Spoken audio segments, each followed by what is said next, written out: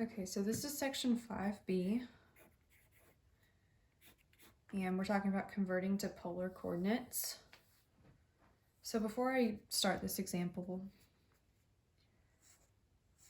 when converting to polar coordinates, we can see this written as the double integral over r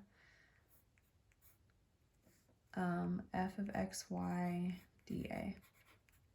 This is in like Cartesian coordinates, and so if we convert to polar, we have the double integral over some region d. We have f r theta r dr d theta. And a lot of times I think people forget to add in this r right here, this conversion factor. So it's important to remember that we need to have this when converting. And a lot of times it can be sort of tricky because we're dealing with 3D. And so say we had this cone and we need to convert this to polar coordinates. When you're first looking at it, it just seems confusing. But if you simplify it and you look at this shadow region, we see that that is just a circle in the xy plane. And when we convert xy, we get r theta, which is what we see here.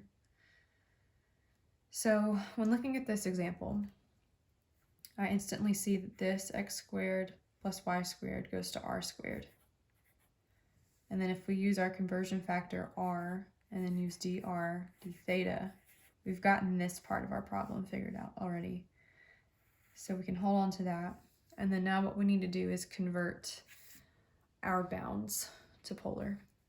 So we see that we have x going from 0 to 2, and we have y going from root 3x to 16 minus x squared.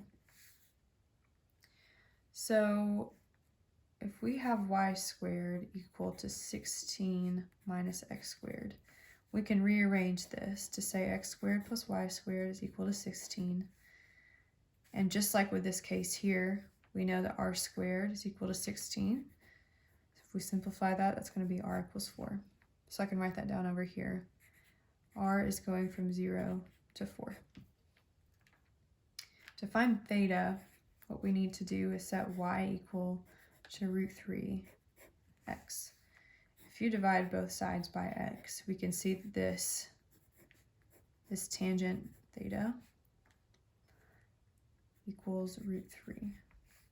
And we want to find theta.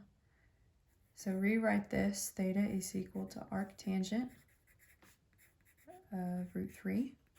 That gives you pi over 3. And so if we look at this in a picture, again,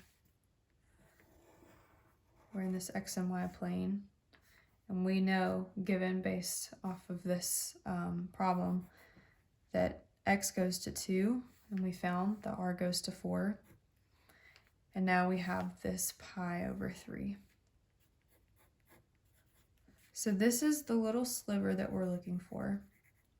And we know, because of the unit circle, that this is pi over 2. So theta goes from pi over 2 to pi over 3.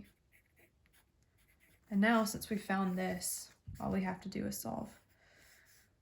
So we have r squared r dr d theta. We need to make sure we line up our r's. So r goes from 0 to 4. Theta goes from pi over 2 to pi over 3. And to make it easier, we can rewrite this as the integral of pi over 2 over pi over 3, 1 d theta. We can multiply that by the integral of 0 to 4, and you can just combine this, and it's going to be r cubed dr. And we have, in this one, we have pi over 3 minus pi over 2, which will give us negative pi over 6. And then this here, we have 1/4 r to the 4th going from 0 to 4. And so we have negative pi over 6 times this, which will give us 64 pi over 6, negative 64 pi over 6. And we can simplify that down to 32 pi over 3.